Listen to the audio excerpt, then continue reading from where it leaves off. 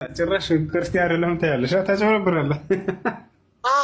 አንተ እግዚአብሔር አላህ ምናምን ስለ ማለቱ እኮ እኛ በክርስሊም ችግር የለብንም። እኛ አምላክን አላህ የምንለዋለን።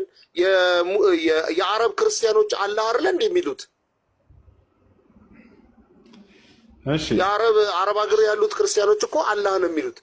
ኢራን ውስጥ አልሰማም? አሁን ሰሞኑን ሲጠመቁ አላየህም? ስለዚህ ኢየሱስ ክርስቶስ ፍጡር ነው ማለት ነው አይደለ?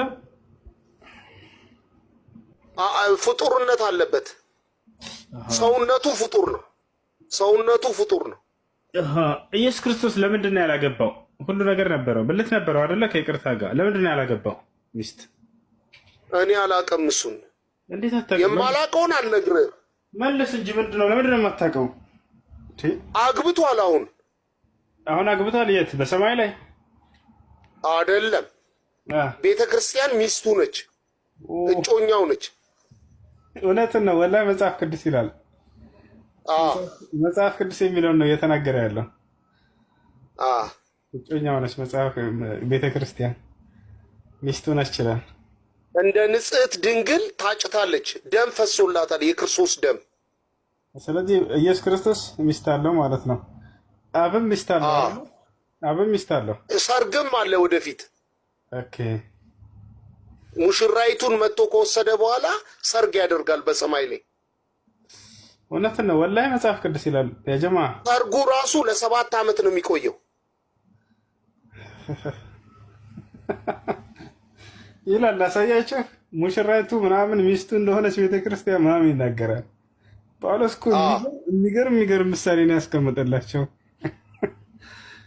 አይደለም ወደፊት እኮ ከዚህ ውጪ ከሙሽራውና ከሙሽሪቱ ውጪ ያለው ሁሉ ይስቅብናል እኮ። ወደፊትም ይስቃሉ እኮ ሰዎች። እውነት ነው። ጌታ ዘመንህን ይባርከው። አሁንም አንተም ትስቅብናለህ። አንተ በጸጋው የምትኖር ሰው ነህ አይደለ? ጸጋው የበዛልህ ነህ አይደለ? በጸጋው የዳንኩ ሰው ነኝ። ድኛለሁ። የጌታ ሰው። እሺ አሁን አንተ መንግስተ ሰማያት ገብተሃል አልገባህም? ገብቻለሁ ብለህ ማረጋገጥ? ገብቻለሁ። አሁን የት ነው ያለው? ገብቻለሁ። ምድር ላይ ነው ያለው? መንግስተ ሰማያት? መንግስተ ሰማያት።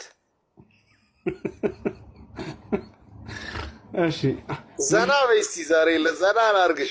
ሰዎቹም እንዲስቁ አድርጋቸው። አንተ ቀደም አዲስ አበባ ነኝ ብለህ ነበር። አሁን ደግሞ መንግስተ ሰማያት ነኝ አልክ። የት ነው ያለኸው? ኦኬ በስጋህ ነው ምድር ላይ ያለኸው እንጂ በመንፈስህ መንግስተ ሰማያት ነህ ማለት ነው አይደለ? ኧረ እኔ ምድር ላይ ኖሬ አላውቅም። በቃ ከዳንኩ በኋላ መንግስተ ሰማያት ነው ያለሁት። አያቸው ክርስቲያኖች ድነናል ስሉ ጊዜ የት ናችሁ? መንግስተ ሰማያት ናችሁ አይደለንም ካሉ ስለዚህ ገና አልዳንክም ማለት ነው። መዳንህን አላረጋገጡም። እኔ ክርስቲያን አይደለሁማ። እኔ ክርስቲያኖችን ጠይቃቸው። ምድር ላይ ያሉ የሚመላለሱ ሊኖሩ ይችላሉ ክርስቲያኖች። እኔ ግን በመንግስተ ሰማያት ነው ያለሁት። ክርስቲያን አይደለሁም ይላል። ማስረጃ ሲጠየቅ ከመጽሐፍ ቅዱስ ነው የሚያነሳው። እና መጽሐፍ ቅዱስ የክርስቲያኖች ነው እንዴ? እና የይሁዶች ነው። አንተ ታስቃለህ ራስህ። የይሁዶች ነው። ቁርአን የሙስሊሞች ነው እንዴ? አሁን ለምሳሌ ቁርአን የሙስሊም ነው? ይበቃል። ቁርአን እንዳትነካ። ሌላ ጥያቄ አለ። ቀጥል።